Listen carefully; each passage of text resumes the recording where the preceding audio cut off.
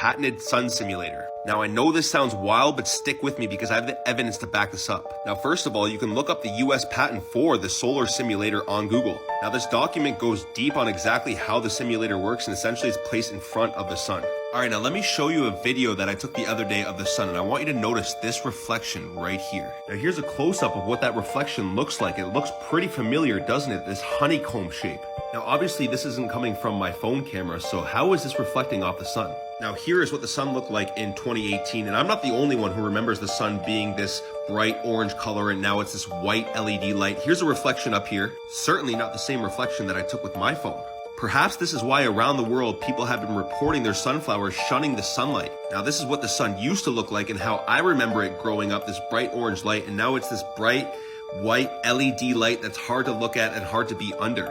Now this video is not to report any fear. Once a critical mass is reached and enough people know what's been going on underneath our noses, we will be able to take down these parasites. Now you're going to see in this video how LED lights give off electromagnetic frequencies, EMF radiation. This could be why everyone's tired.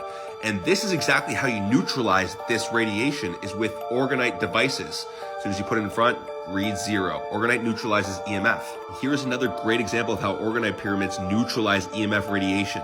And they do this by emitting life force energy. You can even see it in a frozen water test. And it is crucial nowadays to be keeping good energy in your space because we are being bombarded by these negative frequencies. Oh my, what is going on? Look at this.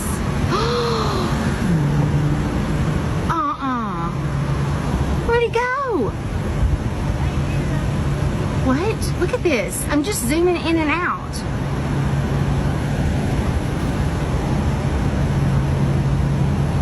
Wait a minute. Hold on. Okay, what is that? Why do I zoom out? And as I get closer, look at that. What in the world? Oh. Okay. Alright, so that's insane. And that's not the way it's supposed to be, people, just so you know.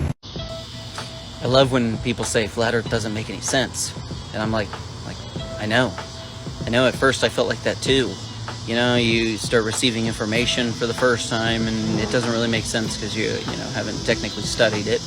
But like the longer that I looked into it and the longer that I thought about it and the longer I learned new stuff about it and, new views on things, and it starts to obviously make sense. And you start to be like, oh yeah, okay. Well, that's how that would work, huh? That's how this would work, and that's how that would work. And pretty soon, you understand it, and it makes sense. And you realize the earth is flat. So go ahead and stay flat, my buds. All right, sorry I've been MIA, but the Lord has really been on me about Genesis chapter 3 again. Then the serpent beguiled me. What is that? What is that? That word, the serpent, the snake, beguiled Eve. The first time somebody was beguiled was Eve, NASA, age 5377. That means beguiled right here, to deceive. When you literally look at the NASA logo, you literally see the snake's tongue. And don't tell me T- means anything other than Satan, T-, NASA, Satan, snake's tongue. And then people are like, oh, NASA doesn't mean that. That's H5375. It means NASA, which means to lift up, to bear, lift up and carry away. Let's combine these two NASA Hebrew words. Lift up, to deceive. Again, lift up, NASA, to deceive. Let's make a song. Lift up to deceive. Lift up to deceive. Stop being deceived. And I really need to talk about these two gentlemen. This is Wernher von Braun, the grandfather of NASA, and Walt Disney. They were both 33rd degree Freemasons. One is to give you fairy tales and cartoons for children. The other is to give you fairy tales and cartoons for adults. Ezekiel 33:3 says this, if when he seeth the sword come upon the land, he blow the trumpet and warn the people, then whosoever heareth the sound of the trumpet and taketh not warning, if the sword come and take him away, his blood shall be upon his own head. That is why I am giving this message to you, to look out for the end time deception. Jesus is coming back. NASA, the Vatican, the church, the reason why they have a huge Lucifer telescope in Arizona is to look for the second coming of Jesus Christ. Repent of your sins now while it is not too late, and know that Jesus is not coming back as an alien that the Vatican Church is getting ready to do and to show what's going on here, guys. So, well, I think I found Mars, and it's not 140 million miles away in a space vacuum. Well, for starts, this is what they say Mars' surface looks like. So I decided to search Devon Island in my search engine, and like, the surface is kind of the same. And you're not gonna believe this is one of the first pictures that popped up.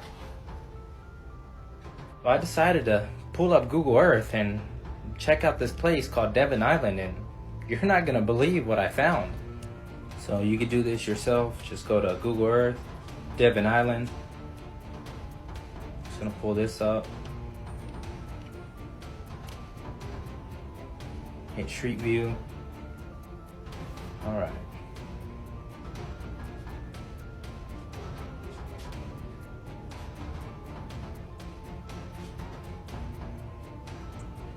Quite a few buildings there. All right. Scoping it out. That looks like a NASA symbol right there. That four-wheeler. Huh. Weird. Whoa. NASA? What in the... Alright. Mars 1. Moon 1.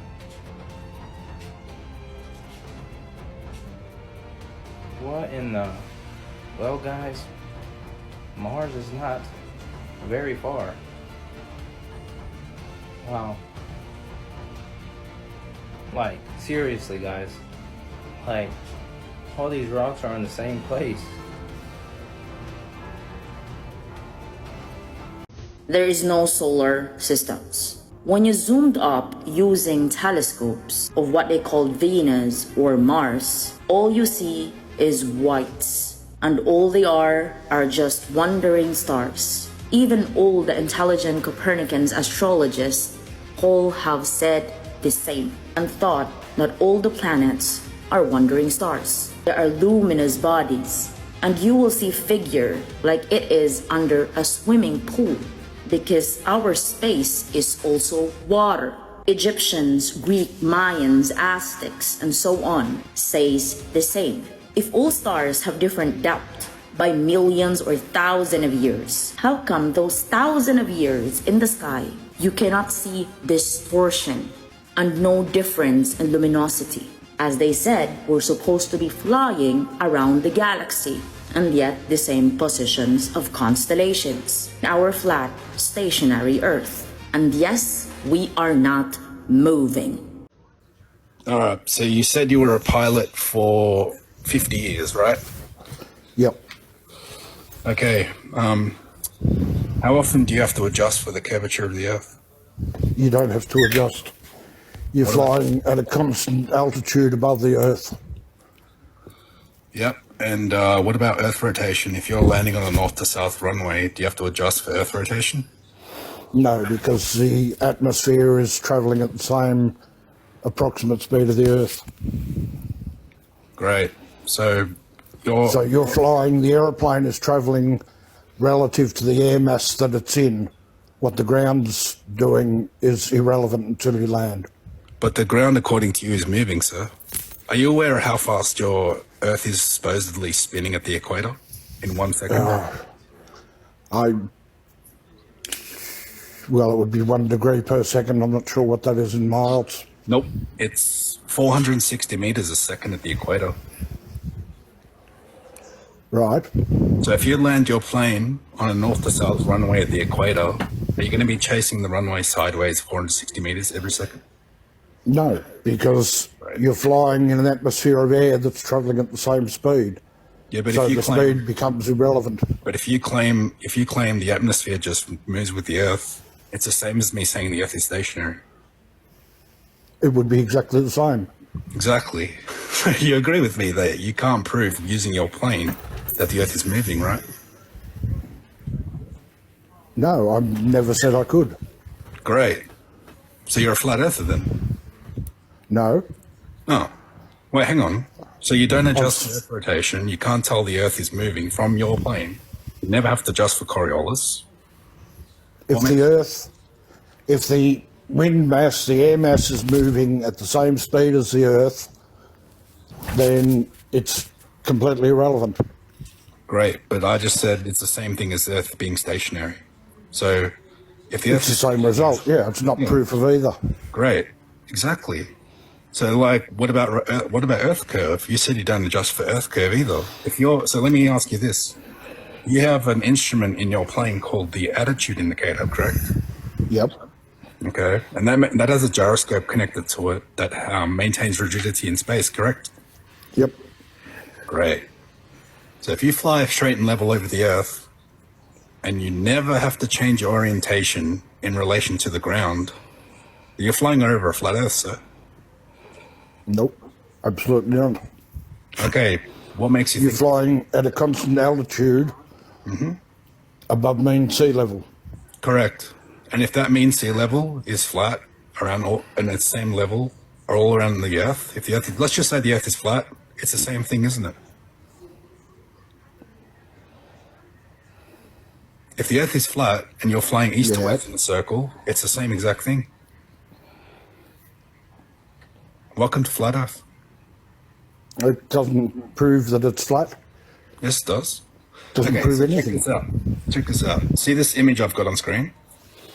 You see here. See this plane here?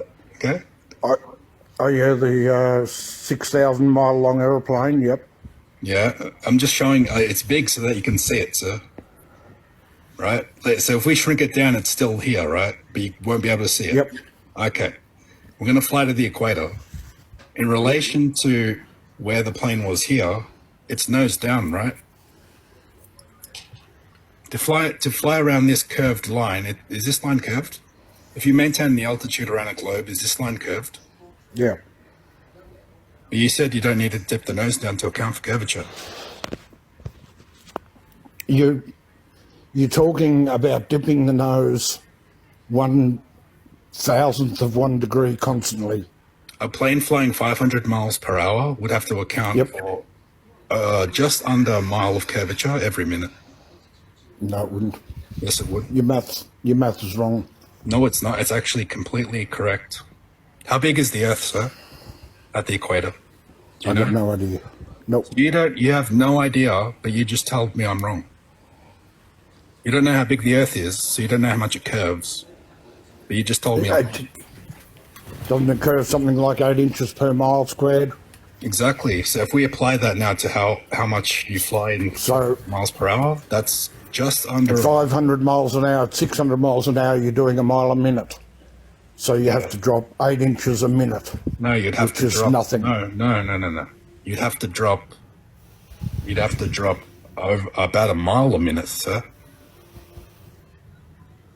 If you're flying over 600 miles per hour, that's roughly a mile a minute. You'd have to drop... That's what I just said. It's a mile a minute, and the Earth drops 8 inches per mile, so you're dropping 8 inches per minute. No, that's already with the calculation done, sir.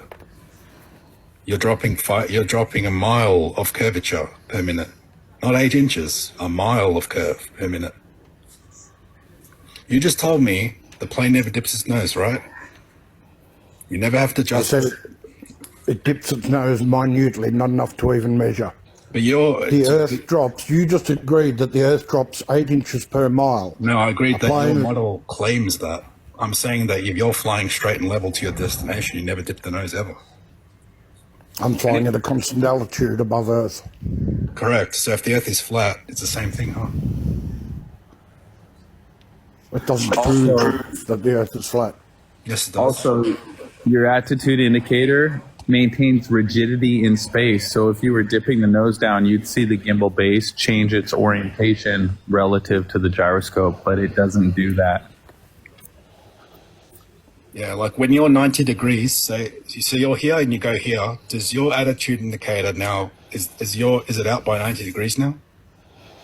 There isn't a plane on Earth that could travel that far. Yes, there is. Are you joking? But yeah, I've flown to South Korea to talk about flat Earth, and it took 14 hours, and we flew around the globe, if it was a globe. But the airplane flew the FAA trains pilots to assume a flat, non-rotating Earth because the Earth is flat and non-rotating. Your profile picture actually proves the Earth is flat. I told him that before too, yeah. My profile picture is an artist's drawing. It's nothing to do with proof of anything. It proves that the sun sits above the horizon. Okay, listen, I'm already sick of this discussion. I've been to 72,000 feet. I've seen it with my own eyes. I'm really not interested in what you think. This is 120,000 feet, so this is no curve. It's just higher than what you're claiming. What's 120,000 feet? This image that you're seeing on screen, sir, You're 7,000 miles. this is 120,000 feet on screen right now, sir. You didn't see curvature from your height that you just said. So my question to you, Claude, is if you're flying from the left side of this red line to the right side of this red line, are you flying around a curve?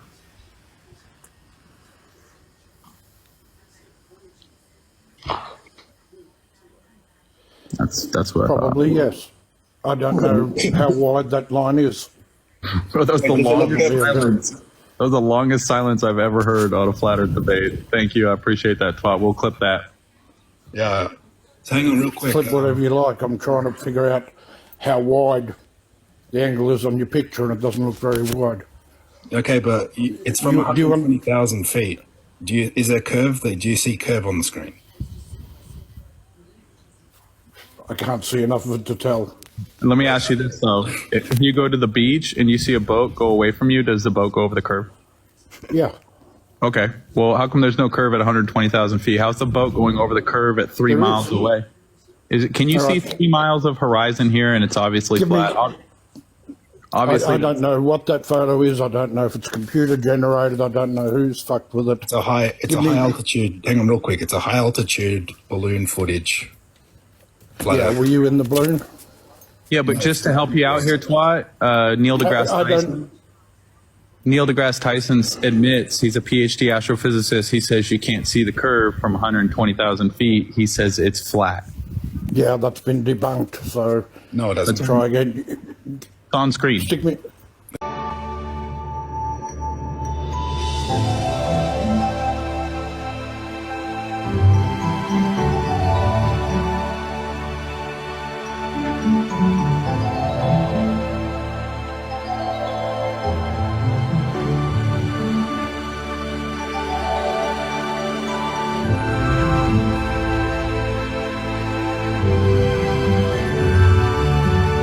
It came in the mail and y'all are opening it with me. Ooh.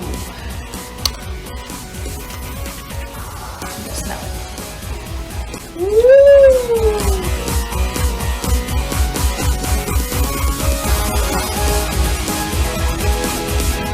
Here we go. The Flat Earth map dates back over 1,000 years. This map is credited to being created by a Persian astronomer. His name was Al-Biruni, and he lived between 973 AD to 1048 AD. It's the official map of the United Nations and also the United States Geological Survey. It used to be present in many places before the creation of NASA and the Antarctic Treaty in 1959. Here you see it with Admiral Byrd. This map has been restored by Dmitry from Russia with suggestions of mine, Idialenkar. Known by my YouTube channel Flat Earth Banjo, I asked Dmitry to include the Bermuda Triangle and Point Nemo, a place deep in the Pacific where NASA buries rockets. Then Robert Tozzi, a professional mapmaker, came along and enhanced the map even more. There are many people now selling this map online, but if you could order it from my online store, I would greatly appreciate it. Visit my online store now and order one of the items. I humbly thank you.